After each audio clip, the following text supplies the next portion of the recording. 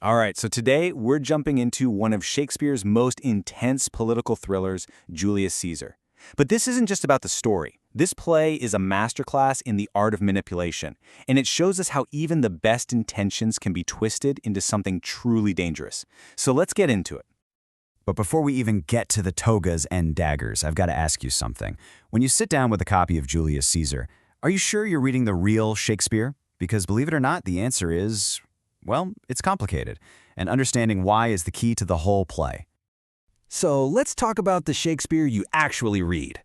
Before we get into all the backstabbing in ancient Rome, we need to talk about the drama that's happening right on the page you're holding. See, the version you have isn't some direct hotline to Shakespeare himself. It's the result of centuries of choices made by other people. Okay, so here's the deal. There is no single official author-approved version of Shakespeare's plays. None! What we do have are different early versions. Some were published as these little paperbacks called quartos while he was alive, and others were gathered in the big first folio collection after he died. And the crazy part? They don't always match up. Sometimes the differences are huge, which leaves editors with some really tough decisions. For a long time, this whole editing process was totally invisible. You had editors, especially back in the 19th century, who would just fix Shakespeare's text to fit their own ideas of what was proper or poetic, and you, the reader, would have no idea anything was ever changed. But modern editions, like the Folger Shakespeare, do something amazing. They're transparent. They use these little brackets to show you every single time they've added or changed something. It respects the original, and it respects you. And this is exactly why that matters so much. I mean, get this. In The Tempest, the character Miranda has this furious, defiant speech she gives to Caliban. At least, that's how Shakespeare wrote it. But for years and years, male editors decided, you know what, that's not very ladylike, so they just gave her lines to her dad, Prospero.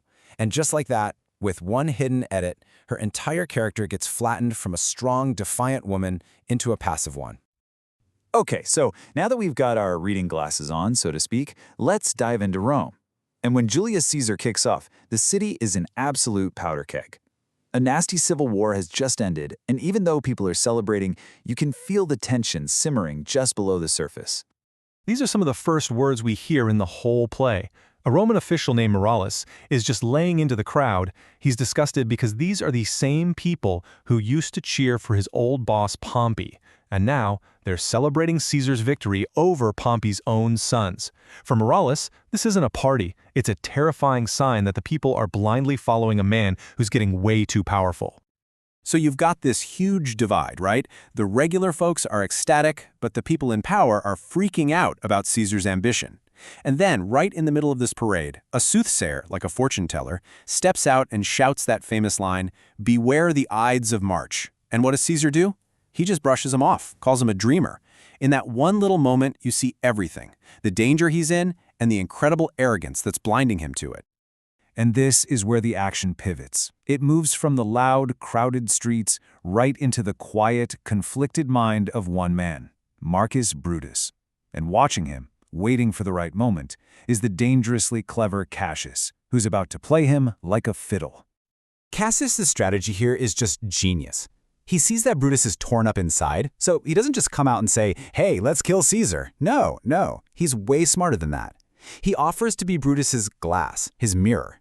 He's basically saying, you don't even see how great and honorable you are, but everyone else does. Let me show you what they see. It's this perfect appeal to Brutus's ego and his sense of duty, all disguised as loyal friendship. Once he has Brutus's attention, Cassius goes to work. He begins this quiet but brutal character assassination. See, he can't argue with Caesar's military victories. The man's a legend. So instead, he attacks the man. He starts chipping away at this larger-than-life, godlike image to show Brutus the weak, flawed human being hiding underneath. His first move? He tells a story.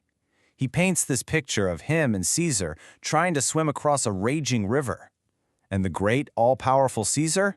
He gets tired, he starts to panic, and he screams out for Cassius to save him from drowning. Can you imagine a more powerful image? Caesar, the would-be king, weak and helpless, begging for his life. So first he makes Caesar seem physically small and weak. Then he does the exact opposite with his political power. He blows it up to mythical proportions. He says Caesar has become like this giant statue, a colossus, and everyone else, including Brutus, is just one of these petty men forced to walk under his huge legs. It's a psychological masterstroke designed to make Brutus feel insignificant and resentful. And then, the knockout punch. This is the line that changes everything. He looks Brutus in the eye and tells them their fate isn't decided by destiny. He says the fault, the reason they are underlings, isn't in their stars, it's in themselves. He's saying, "We are letting this happen, Brutus."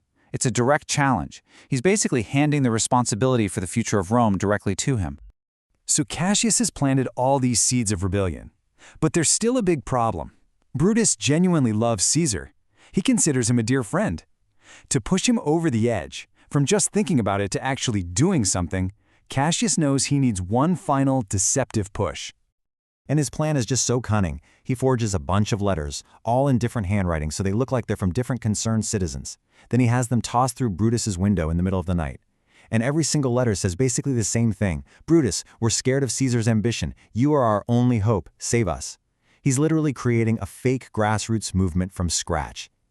And it works. It totally works. This is the moment, right here. Brutus, alone in his garden, finally convinces himself. He decides Caesar must die. But listen to this chilling logic. It's not for anything Caesar has done, but for what he might do. He compares him to a serpent's egg that you have to crush in the shell before it can hatch and become dangerous.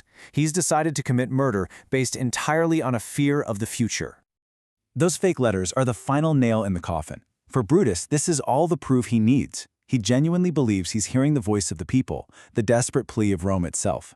He doesn't hear Cassius's manipulation anymore. And in his own mind, he's not a conspirator. He's a patriot answering his country's call. The tragic decision is made. And this really lands us right at the heart of the whole play, with a question that's just as tough and relevant today as it was 400 years ago. So put yourself in his shoes. If you were torn between your personal loyalty to a friend and what you truly believed was for the good of your country, what would you do? Is there even a right answer to that question?